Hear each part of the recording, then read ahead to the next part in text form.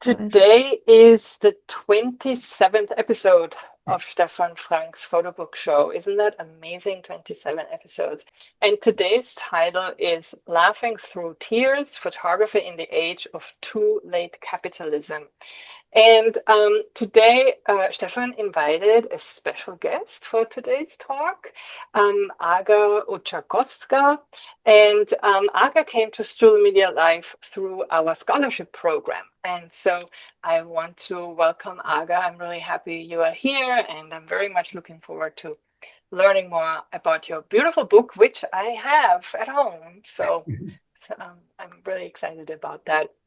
I want to tell you a little bit about Stefan.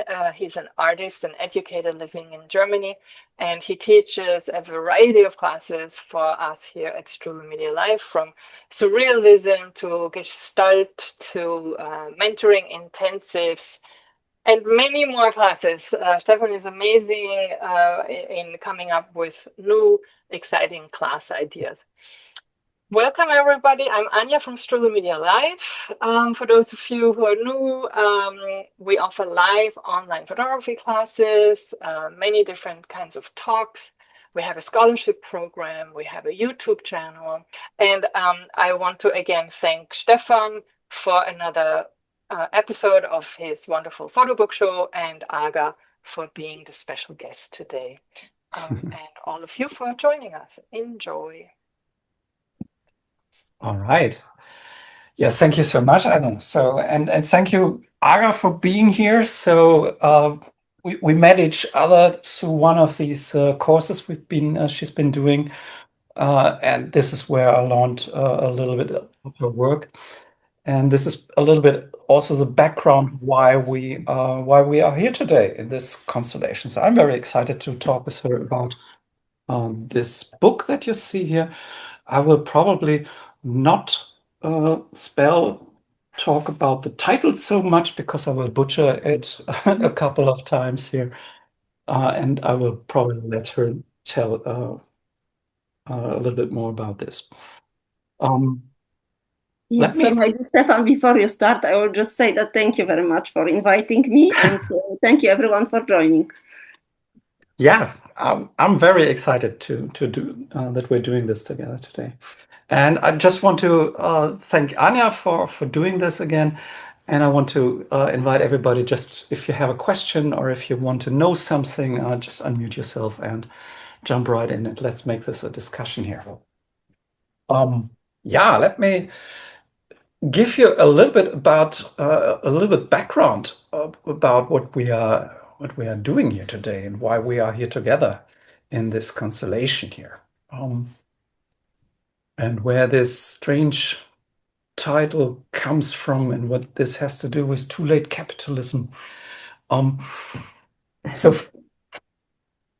for those of you who have been here the last time we talked about this behemoth of a book, the Dimmer Broom Mist, a book by Georg Engström. And the reason why we're here is that during this talk, I had a very, very simple question for me. And I've been struggling the past couple of weeks to find a proper answer to that. So this is the book we've been talking about. This is, as was the title of the last show, a big book. It is really hefty, it weighs about 1.5 kilo. So it contains images from 30 years. So this is a little bit the opposite side where we are today. So Aga's book is very much different in very many different regards. And as I told the last time, so I have a special connection to Georg Engström. So I've been spending, so Georg Engström is doing this kind of photography school in Paris. This is Atelier Smetsby, which is a one-year program where I've been working with him and with Margot Vaillard. And the reason why I got in there is this book. This is Tout va bien from 2015. This is really a great book. This is still one of my most favorite photo books ever. And so this was the reason why I got in there. So this is me. You see me there hanging around in the background. This was pretty much at the beginning of my photographic career when I crashed into this scene of very cool photographers where everybody was pretty cool and pretty much more experienced than I was at that time. And you see how uncomfortable I was in that situation. I cling to this pole like I cling to my own life there. And this was pretty much the situation in there. So although I like Yeho a lot, know him a little bit, we talked a lot of stuff. I like the other photographers a lot. And still there was this residual of unease in there. So, and this is what you see here in my awkward posture here, hanging around in the background. And this was also the question,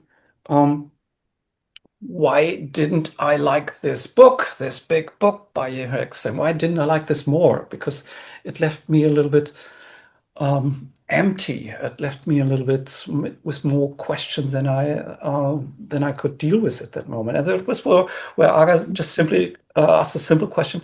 So what do you think, what is different between your concept of photography and Yeho's concept of photography? What is the reason why you didn't like this more? And I really didn't have an answer for her at that moment. And that really was something that kept banging in the back of my head here. And this was pretty much the moment when I hit upon this here. So this is a book by Aga Łuczakowska. Aga Łuczakowska is a theoretician. She writes on the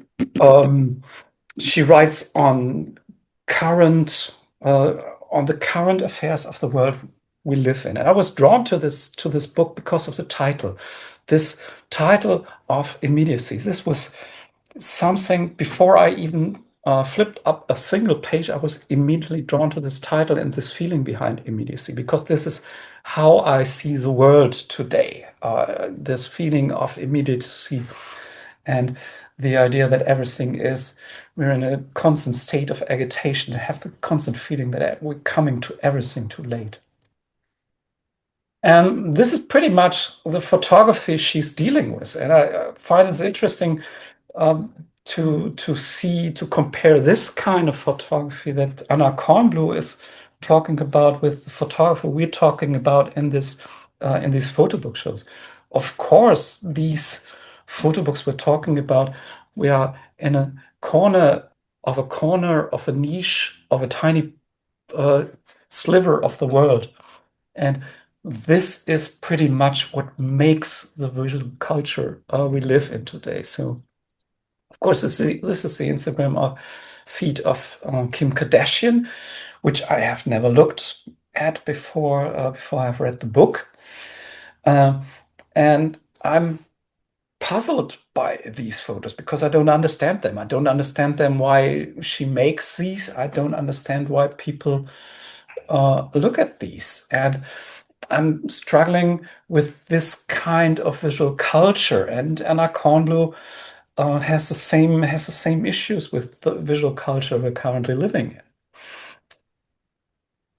I came upon this quote. This is from Dean Kissick, another journalist who is talking about how it is, how we feel today, how we live today. So, and he talks about Instagram feeds in this way. No, there was too much beauty and it continued to infinity. You were bombarded with it each day. There were more beautiful girls and boys taking pictures of themselves, editing their bodies into more pleasing surfaces, learning routines and sequences of shapes than their egos and their libidos have evolved to handle. This is from the deconstructionists. Pretty interesting magazine, Heavy Traffic. Interesting because it doesn't have a single picture in it. So this is always interesting for me as somebody coming from a visual culture to read a magazine that are usually geared towards visual culture and have nothing but words in them. And the deconstructionist, he talks about how it feels to be alive today. And Aga Łuczakowska mentions this book, and strangely enough, Selfish, her book from 2015, came out at the same year when Tout va bien from J.O. Engström came out. And of course, you can, if you just compare them, you can just say, okay, this is a better book because it's sold endlessly. So it's sold so good that at least in 2016 there was another republished book by that says More Me with new selfies. That was 2016. So when we talk about photography with this niche view of the world of the photo book, I think it's important to realize that this is what makes up the visual culture. And when people talk about photo books in a broader sense and outside of this niche we are inhabiting, this is what they think of. This is what makes their day. This is what makes their world. And this is the basis when Anna Kornbluh, so this is a background on which Anna Kornbluh talks about too late capitalism. So, and we're all now used to this kind of doom scrolling on Instagram, on flipping through images with a breakneck speed, and flipping endless amounts of images. And these platforms, they instill in us this feeling of immediacy.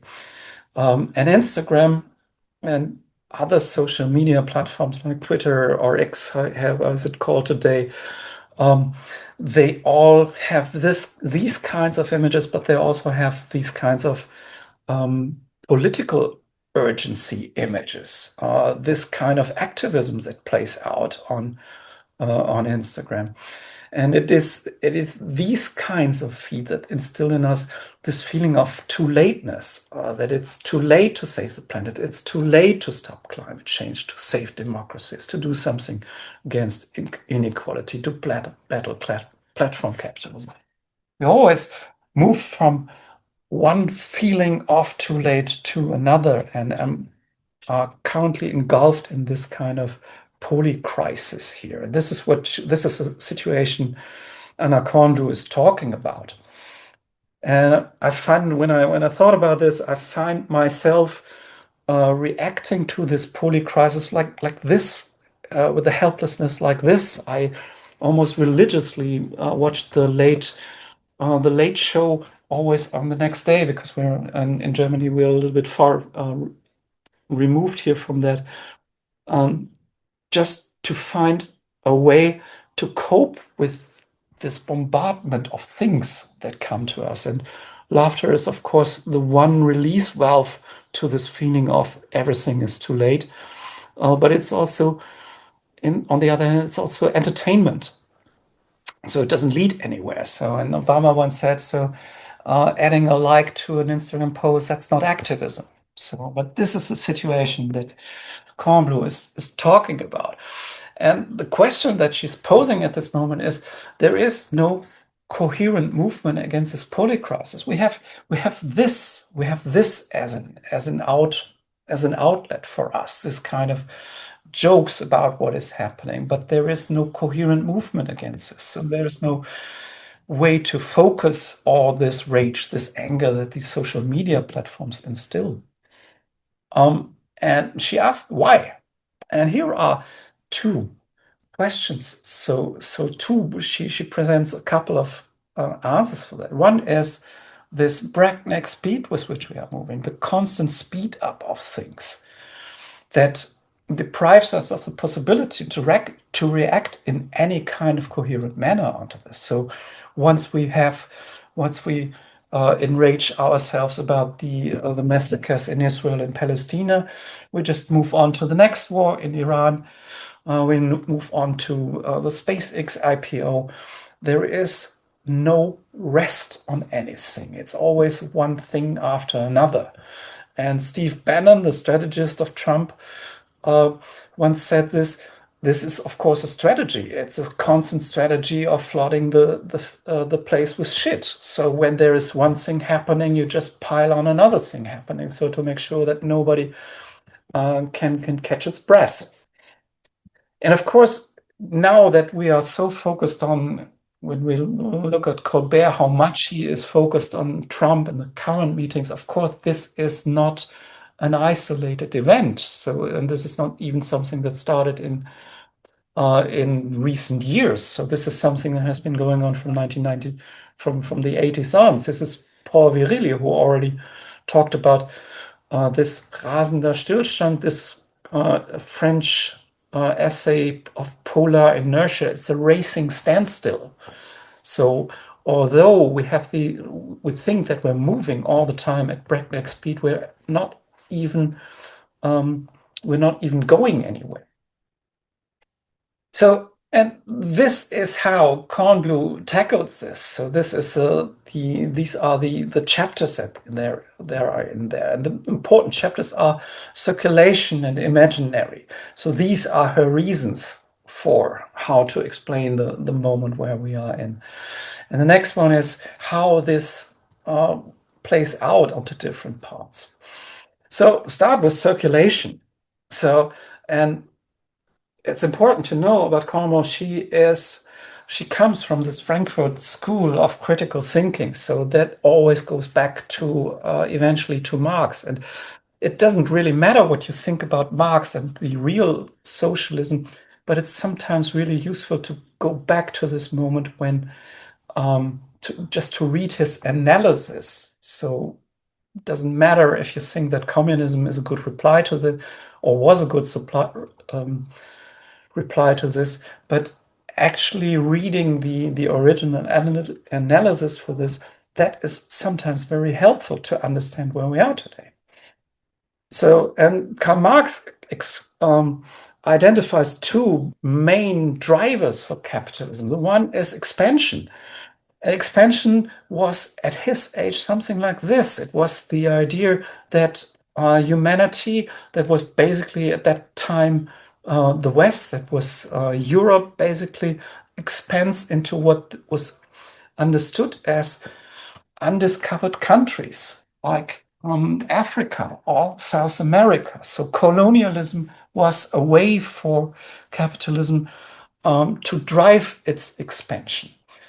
And photography and media always played the role of making these things palatable. So, and that was a movement that was not only driven from Great Britain, it was driven from Belgium, it was also driven from Germany. So this is about the Herero uprising in Deutsch Südwest Africa, which is today Namibia. And you always find in these kinds of movements photography playing a vital part in making these atrocities palatable for an audience.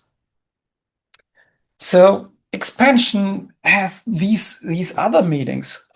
So for America, for the US, it was the expansion from the east coast to the west coast, and this expansion eventually hit a limit in arriving at the Pacific Ocean, where you could not expand anymore. So this is sand dunes, a beautiful image that I always bring up at this point by the photographer Timothy Sullivan from 1867. So eventually expansion hits a limit. And this is where the other part comes in. So the other part of this is circulation. A lot of the other driver of capitalism is speeding things up, moving things faster. So this is where Kornblue connects this. So if production slackens, circulation intensifies, which involves closing the time lapse, geographic gaps in information chasms of exchange. When you look at developed countries today, we are not expanding anymore. So there is no growth anymore. So there is no uncharted territory anymore. So there's no place to expand into. What we do is we're accelerating. This is something that you see, for example, with the way that images are accelerating today. So circulation engulfs everything. It engulfs commodities that move around our streets, around the sea, around the sky.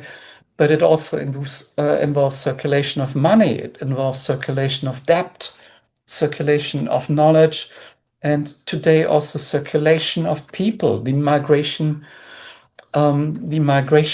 movements are also part of this giant circulation. Of course, what interests us is in the context of images and in the context of photography is the circulation of images and how it accelerates. And if you find this, if you have this idea of the driver of capitalism, of capital today is an increased speed in circulation, you start to understand a lot of these conflicts a little bit different. For example, the debt crisis of 2008, where debt was accelerated ever more faster. This is a crisis of circulation. It is not a crisis of expansion. And you also understands the IPO of SpaceX in a different way. It has at its core the idea we're expanding. Now we're expanding into space. If you look at the IPO a little bit closer, you see it's not about expansion because the expansion is all bogus. It is about an increased circulation of money, of debt, of debt being turned around. So, and this is one of the key takeaway points from the Capital from Marx. Money is not real. Money is symbolic. And this is one of the game changers to understand this, and which is so hard to escape, why it is so hard to escape capitalism today, because we can't escape the real, but we can find ways to deal with the real different, but it's terribly hard to come up with another way to escape the symbolic meanings of money. So this is the basic feeling she's talking about. Everything is speeding up. Everything is becoming more accelerated. Yet nothing is moving.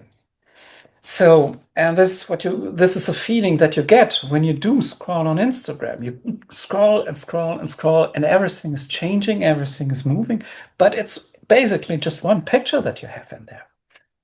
So, and this is where Cornblue comes up with the idea, with the other part of this, talking about the imaginary. And with the imaginary, she comes to the French philosopher and psychologist Jacques Lacan, who has this idea of how is our psyche, how is it built? And he sees three elements, and one element is the imaginary. It is imagination, fantasy, fascination, illusion. This is also the part where our ego sits. And this is the territory of the image. This is also the territory of the ego. You only have the ego to drive these kinds of images here. And the other part is the symbol, the symbolic. This is where the superego sits. This is where our institutions are sitting. This is the understanding that we have to have some kind of agreement on larger systems that engulf us all, like language, like speech, some kind of culture that we are sharing, some kind of law. This is a place where we are bound to societies, to structures, to form. And this is the place where our institutions sit. And what Cornblue argues here, this is expanding all the time. So this area is expanding all the time. And these institutions, if you look at the politics, these are diminishing all the time. So we're currently talking so much about the nanny state, and that democracies are somehow incapable of dealing with this. These are all attacks on the symbolic fabric that keeps us together. And there is sometimes, this is rightfully so. This is how Cornblue also argues. Of course, it is right to look at institutional racism, but there's also, this not only deals with this kind of racism, it also deals with diminishing the symbolic meaning, the symbolic values of these institutions. And the other part of that, the thing that we cannot escape in here, no matter how we do it, is the real. This is everything that cannot be represented. It is nature. Eventually, it doesn't matter how much you deny climate change. The climate will change. The temperatures will rise if you accept it or not. So it cannot be integrated in this. So this is everything that is excluded from the other. And Lacan argues here that this is what makes us. These three parts have to come together. And this is how he explains psychological illnesses. It is an imbalance in these kinds of parts here. So, and Kornblue takes this model to talk about how are images and institutions related. And this is where we are today. The image is overwhelming pretty much everything. And the institutions are diminished in a way. And this makes you understand the way that politics are functioning a little bit different here. They function from the image. This is how the image is used for demolishing the importance of cultural, societal institutions. The more images you have, the less important these institutions become. And this is what I sometimes think, these kinds of, haha, we're making fun of people that go to these rallies. And here this is Jordan Klepper, who makes always fun of people who are not able to form simple conclusions of this is how I see this, but I contradict myself all the time. And he's making very cheap fun of these kinds of people. But the issue behind this is we are all engulfed in this breakdown of the symbolic meanings of our symbolic fabric here. So this is the most obvious way where things are falling apart, but it is not a left-right issue. It is an image and institution issue here. And this is pretty much the place where Kornblue sees ourself today. So the imaginary has become so big that it threatens the other part of our psyche. And this is probably the reason why I have such an issue with these kind of big books that try to overwhelm you with this. And the reason for this is because we have so many images, so many visual fantasies. Kim Kardashian and the way she presents herself is a good example for this, because she tries to erase the realness of our bodies. So she tries to replace herself with an image of herself. This is the basic underpinning of Kornblue's argument here. This is where we are right now. So the imaginary is overwhelming us.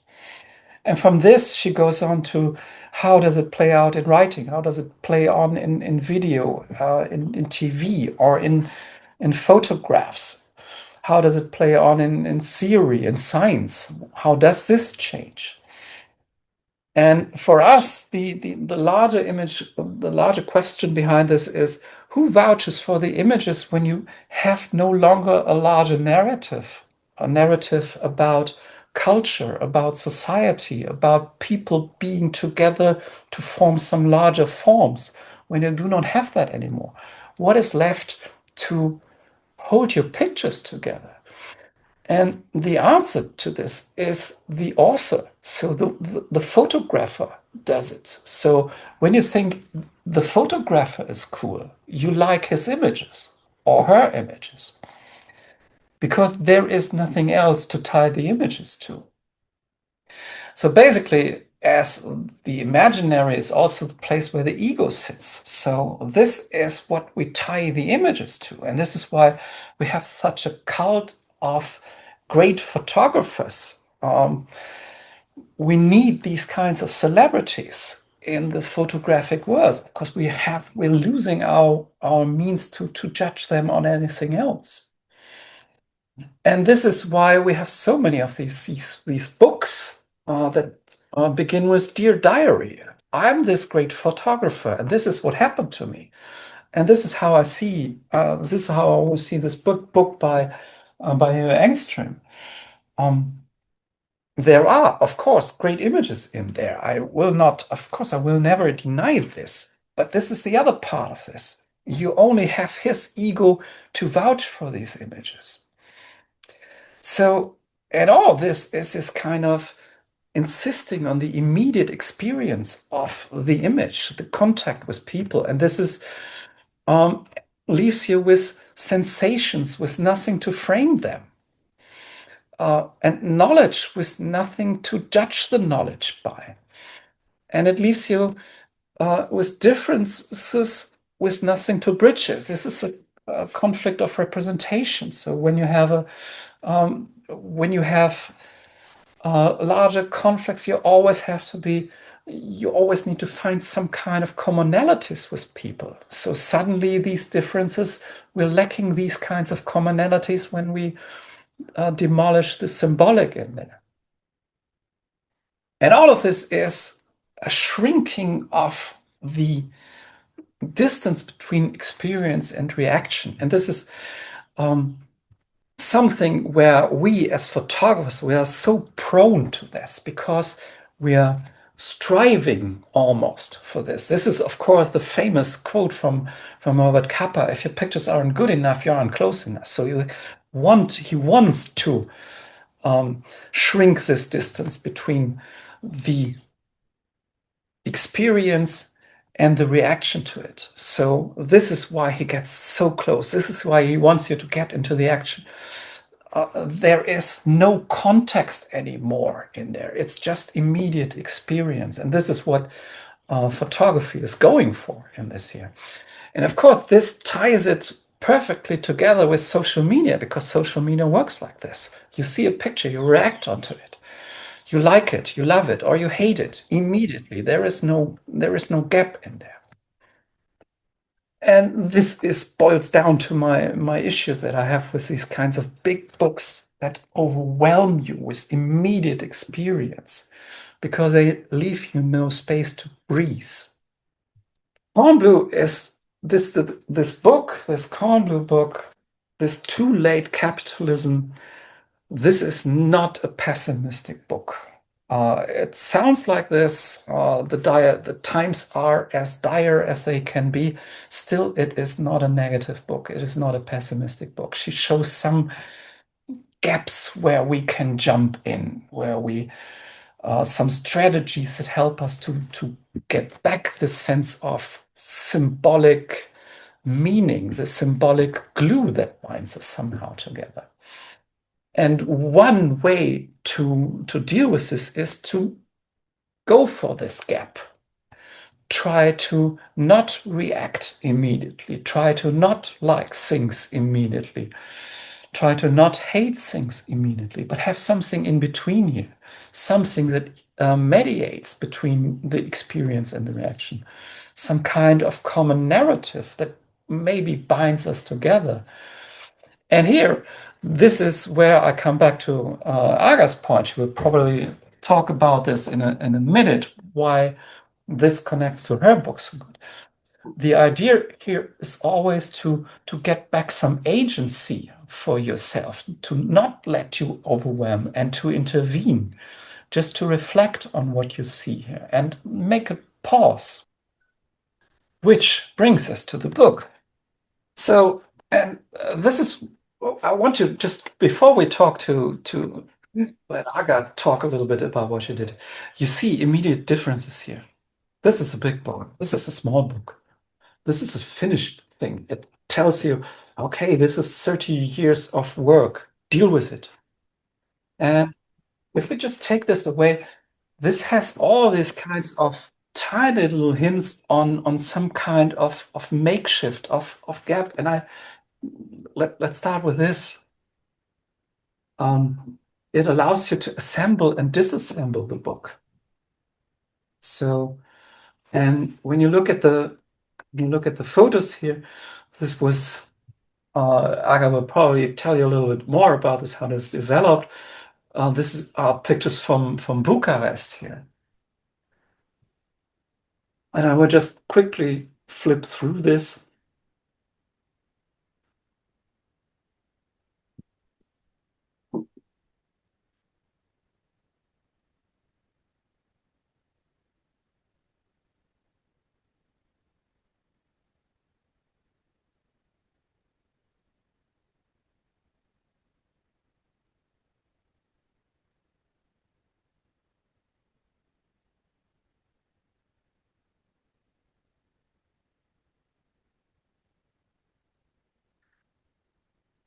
And this sticker here that you see here, this is the entry into the intervention. So this was the moment when I had this and I couldn't figure out why I don't like this.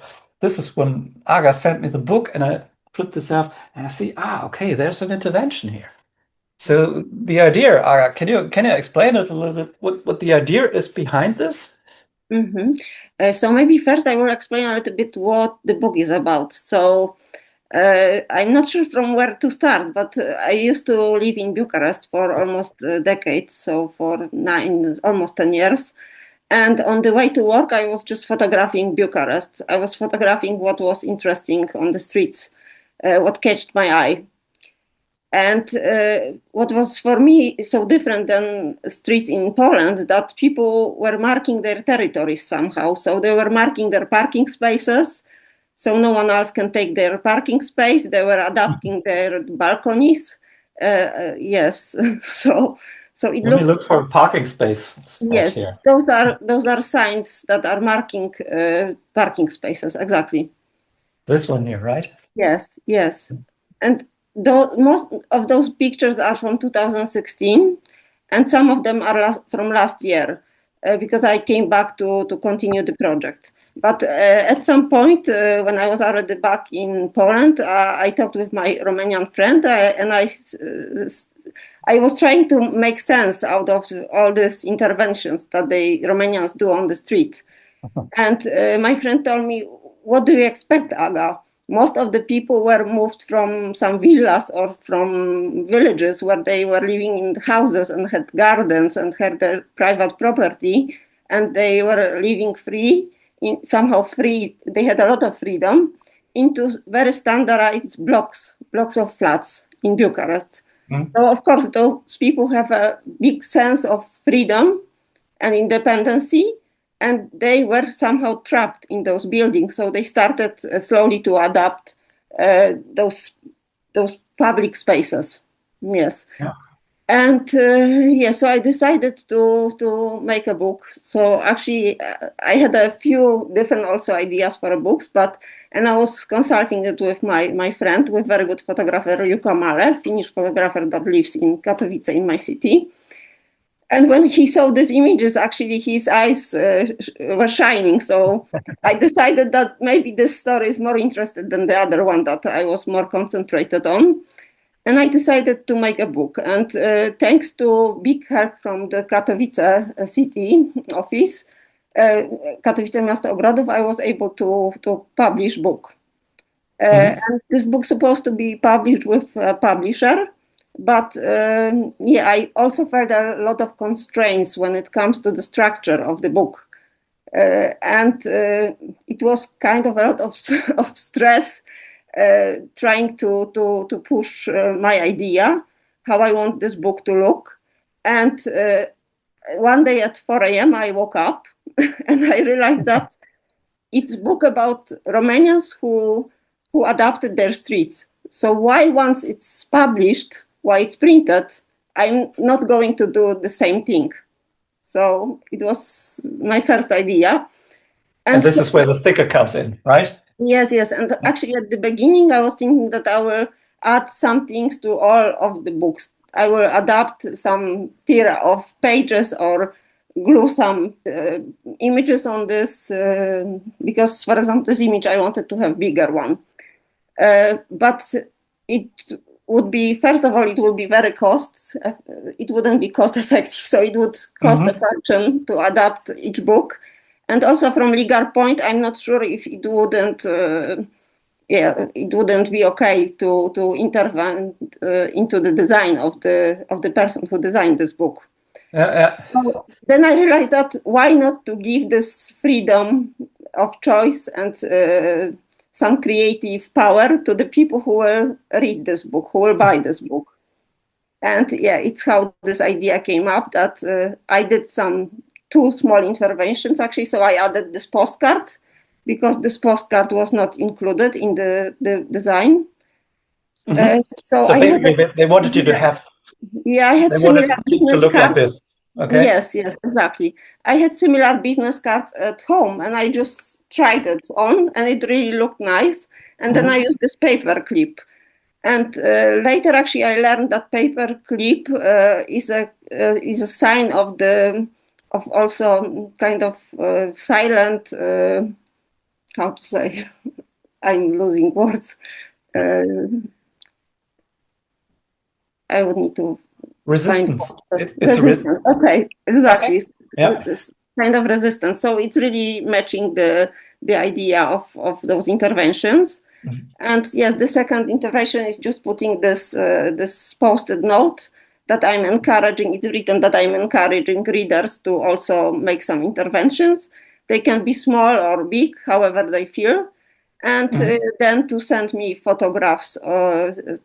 So I can publish it on my own website also, because I have a dedicated website to this project where I'm adding images of interventions of readers. So, and also it was very interesting for me because when we are kids, we are drawing on everything, on walls, on books. But once we are adults, we treat books as something sacred. I would say that we don't want it to get destroyed, but yes, why not? Well, I find it interesting. It's also a different part of, it's a different way to deal with your own ego. So usually, well, I'm a great photographer. These are my sacred photos. You cannot touch them. You cannot do anything with them because they are an expression of my artistic self. And just to invite people to say, well, do whatever you want with it. Yes. Write on it. Exactly. And I invited also some of my friends and artists to do it. So I'm very curious. Some artists that I really admire.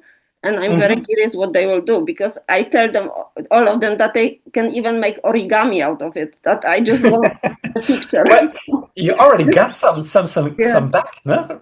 Just be brave and feel free to do whatever you want. Yes. We can look at it quickly. This is the new Pakati here in here. Yes, it's an intervention that I did on one copy of the book. Yes, so those are my interventions, exactly. And it's the page that I mentioned, that it's dedicated to this project. It's on my website, and yes, it's included. Right. So everybody who wants to do an intervention, they first have to get the book here, and then go here and make their intervention there.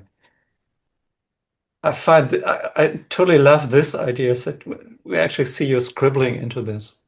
Yes, so I recorded a few videos when I was doing it. I wasn't sure if I will use it, but I wanted to document it, and it also felt really nice to be able to somehow to explore this book and to make it my own. Yes. Aga, I have a question. So people are supposed to send you photos of the interventions that they have made to your book. And have you received already quite a few results? Yes. So when we scroll down, there are 4 galleries, I think. Yes. So it's Jagoda Malani. Yes, she's a very good visual artist and photographer from Poland. Okay. So, what did she do here? So she was trying to plant some seeds on it. Yes. She made a similar project, like planting things on different kind of things before. So it's extension of her project somehow also. Well, destruction is one way of intervening into this. Of course, yeah. And then there's also something growing out of this. Yes, and it's still growing. So maybe I will have more photographs. So it's an ongoing project with this. Also, yes, a lot of invited artists. I don't want to rush them actually because it's creative process. So yeah, and it's also something opposite to this immediacy. I don't need it fast. Those pictures were also taken most of them in 2016. Mm-hmm. So we have time. There is no rush.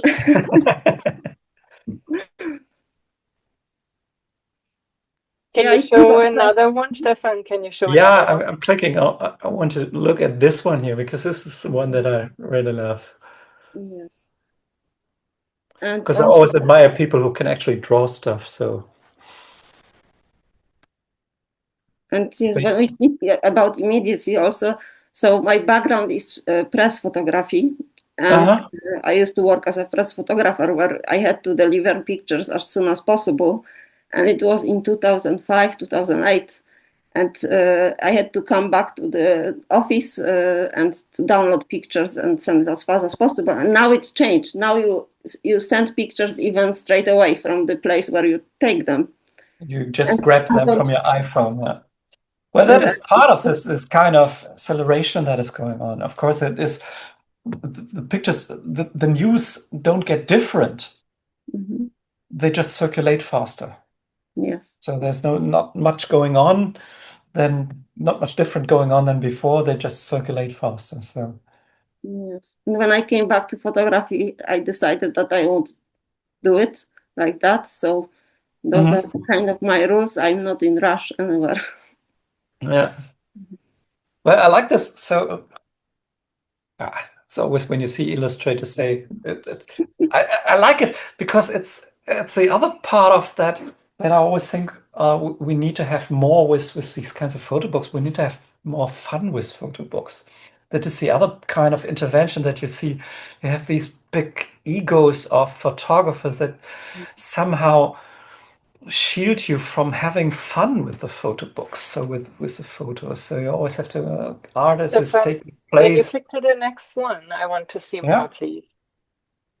That was already the last also, one. Those the interventions can be permanent, or people can just put some picture and just remove it later if they like the book. If they like it, they don't want to change, they don't need to do anything. So whoever wants. One other here, so Guido van Damme. Yeah, so it's an artist that is interested in shibari. It's the art of tidying. So he tied my book. Okay. Well, it's also interesting because it's also always brings up the same issues. It places a gap between the pictures and the reception of the pictures. So this is an extreme gap because it prevents you from seeing the pictures actually. So put some mystery on this. What is actually in there? So, but I find if we go back to the pictures, so I think there are two parts to this. So the one is there is this Brancusi. Stefan, you have to stop sharing because a lot of people can only see one. All right, yeah. So there is this sculpture or a replica of a sculpture by Brancusi. Yes, it's a replica of Brancusi that some architect made next to the block of flats in Bucharest. Just flipping over this.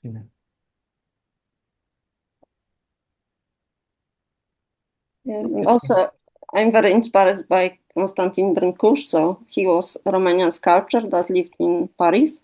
And I really like to have it included in my book. Where is it? You have to guide me. You will find it. I don't know. Well, it's always fun to look at this because this shows you how you can play with these kinds of books. This here. Oh, yes. Mm-hmm. So it's different because when you see this in a museum, it is, I think in real time it's a little bit bigger than this replica. There are different sizes, so There are many sizes. There is a very big one in Târgu Jiu in Romania, which is taller than a building.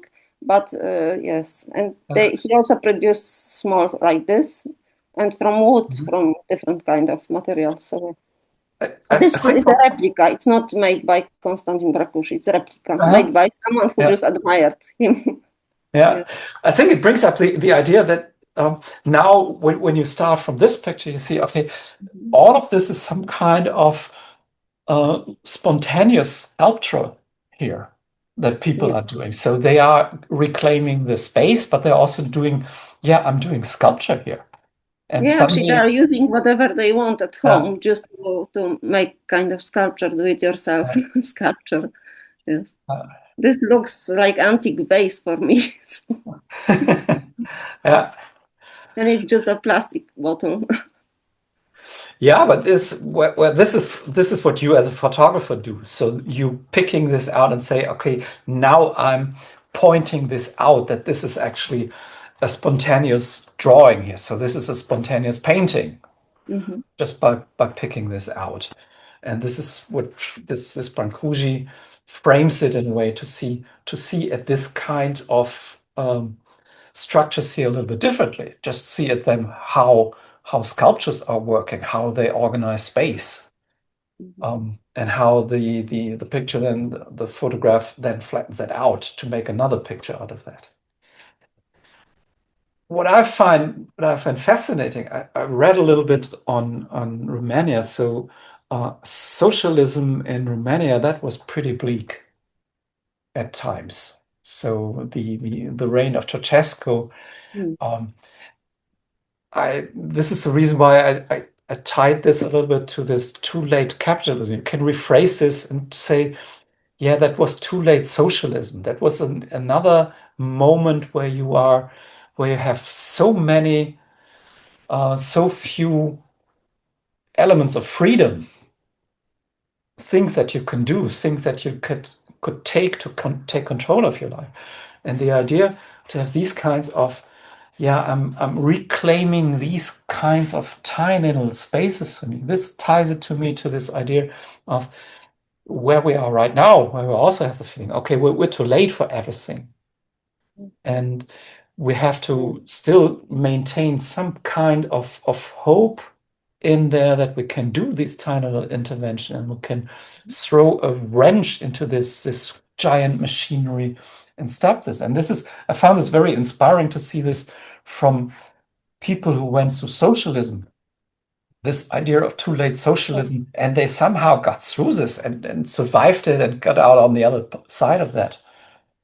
But yes, it's very interesting what you say, that people have very limited freedom in such circumstances, and I think it makes them very creative. So they can make everything out of nothing. So and I think I was also very limited while producing this book, and it gave me a lot of inspiration, so I had to deal with no freedom, and I came up with something also interesting, I think. More interesting than the book itself. I think the project and seeing what people do with this book, it's for me much more interesting. So but for me this gives me a lot of hope, because sometimes if you scroll on Instagram, you do this kind of doom scrolling, you just get desperate and see where this is going. Okay, there are tiny little things you can do. You can put stuff on the street and reclaim this space for yourself. So that book actually gave me a lot of hope back. So this is why I love this so much. Yes. You can always make something good out of being very limited. And it is, I don't, so when we look at these kinds of platforms and the kind of situation we're in, of course I cannot speak about how it was to live through socialism and how it was to live through socialism in Romania or in Poland.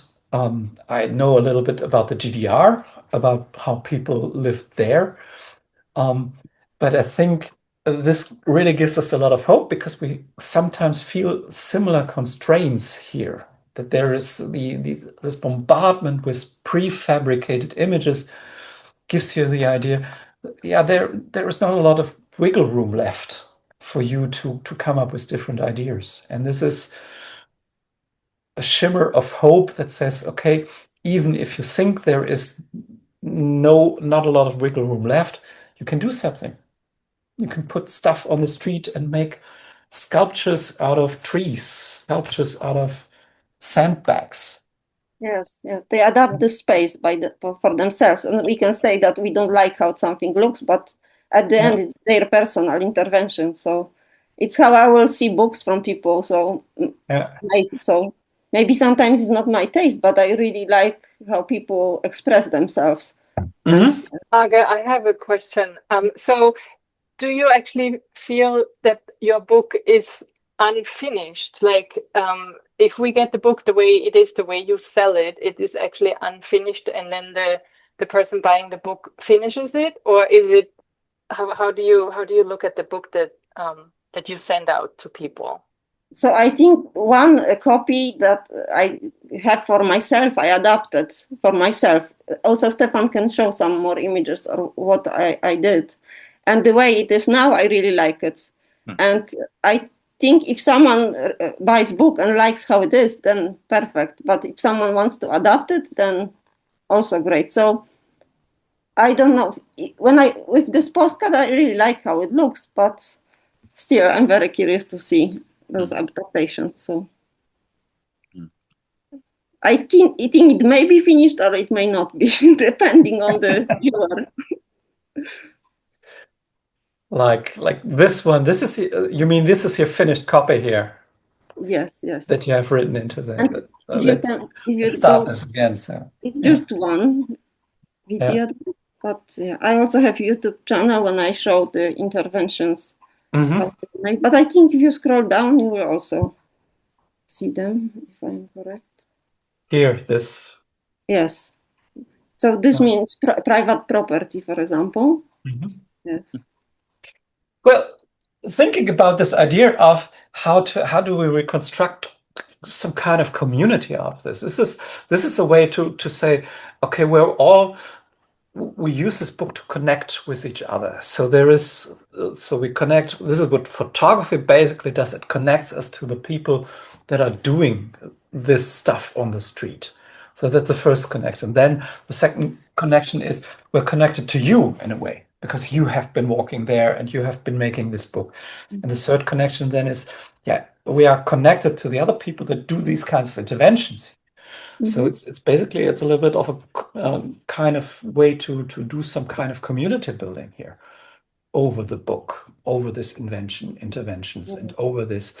We're all making this our own, but it's also yours, and it's also stuff from the people from Bucharest. So we're all in this somehow together. So it's some kind of some kind of larger structure, which is different from I am the great photographer and here are my pictures and you are not allowed to touch them.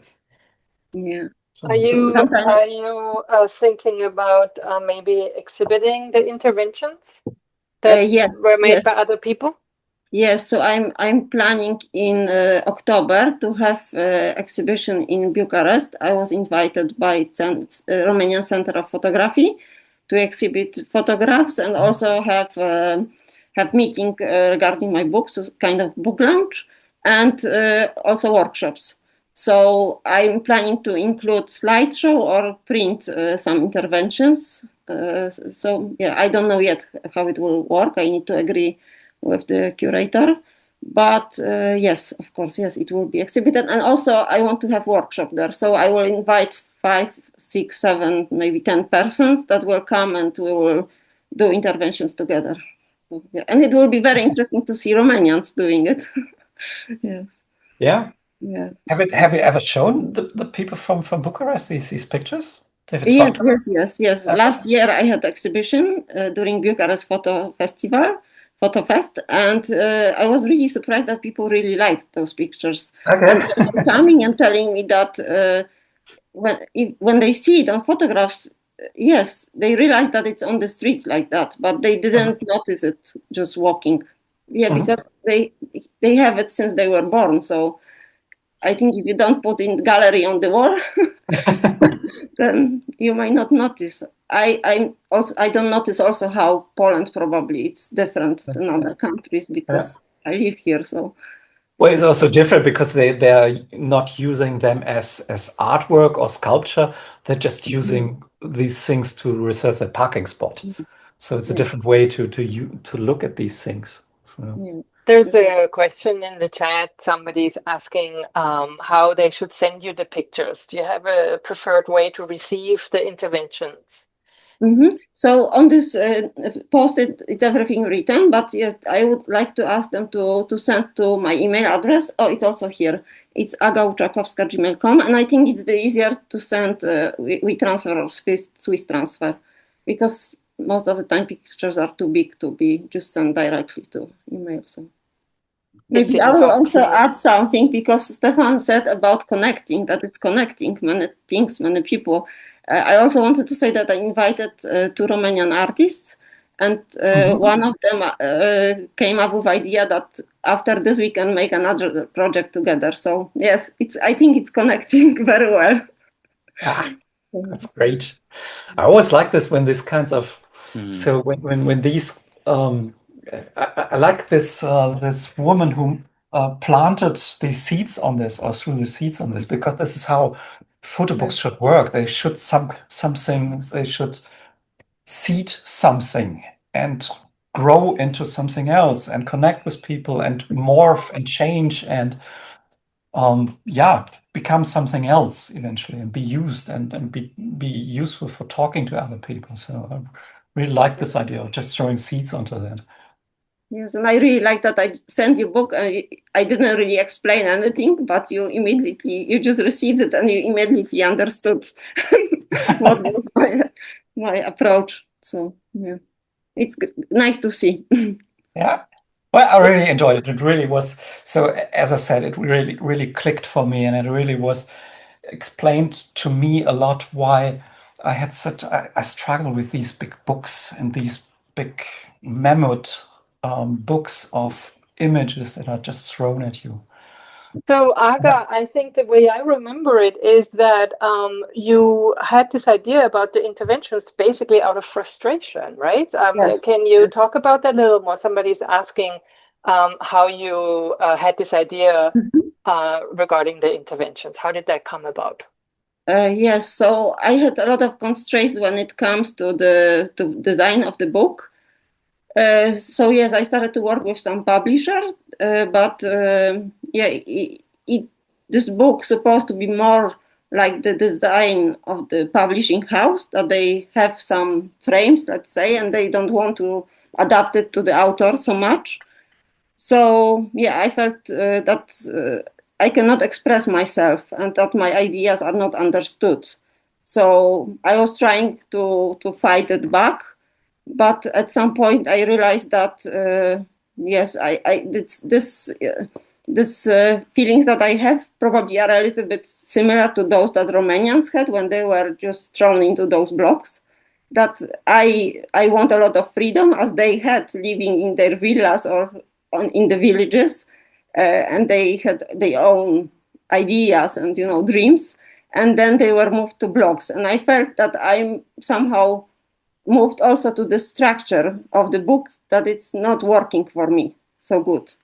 And it was a lot of stress, and I couldn't sleep some nights. And one night I woke up at 4 a.m. and I realized that if they adapted their streets, Romanians, and this book is about these adaptations and interventions and claiming space, why I don't do the same once the book is printed.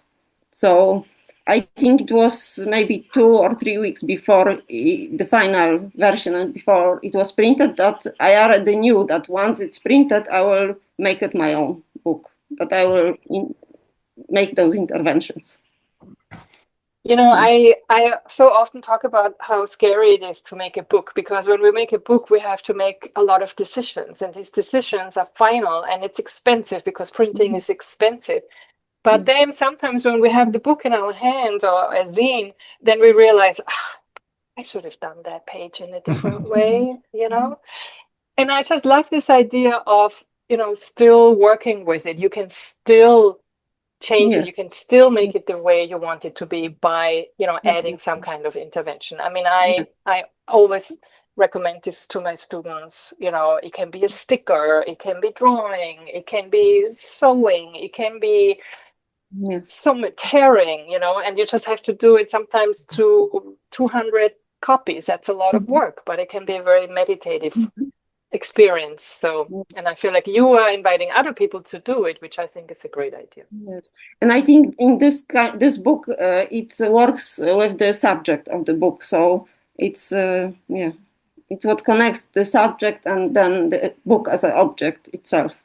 And also, I see that someone asked if I had previous projects that were going this direction. So no, I never had projects like that.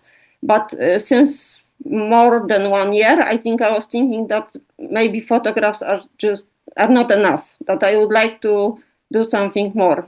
When I have exhibition, to add something more than just photographs.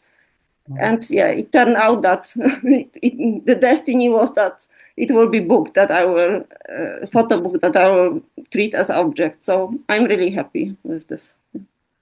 But before I never tried anything like this. Okay, yeah, it's a fantastic idea. My brain is like, whoa, it's midsummer evening, and I stayed home. I didn't go to any kind of festival here in Finland, and this is a festival in itself. The contrast between the big book and this, which connects us, which gives these new possibilities. Aga, I think this is great. The whole process, I think I'll get you the book and see what I can do. You are more than welcome.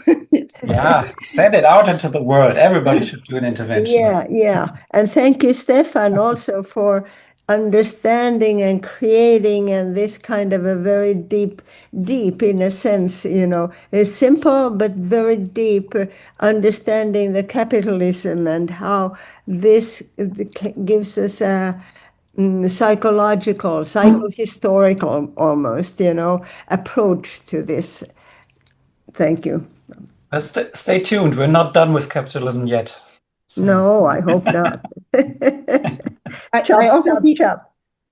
also see someone ask, it can be also outside street or anything only on the street. So what do you mean? I'm not sure. Someone asked. But I think the intervention can be done anywhere. I mean, you can do with the intervention whatever you want. It can be anywhere, anything. So there are no limits. No limits, exactly. You can make a sculpture out of the book. You can plant seeds on the book. So go out on the street and reserve your parking spot. Yes. Okay, so then the person who purchased book is owner of the book, so I have nothing to say. It's not my book anymore. Well, then, I hope you all have a lot of fun creating those interventions with Aga's book. Stefan, did you want to say anything else, or Aga? No, I just wanted to thank Aga for the book and for the courses. I really enjoyed this, and I'm really looking forward for the next book, the next project that you're doing. Do you already have something in mind? No. Not. So. There are a lot of things. Not sure what will grow. So keep me posted. So that was super interesting. And I also wanted to thank you, Stefan, for your big knowledge. That it's always interesting to see this with this background that you have. All right. Well, then I want to thank all of you for joining, and hope to see you at the next Photobook Show or next week at our upcoming talk. Thank you so much for being here, everybody. Thank you so much. Thank you, everyone.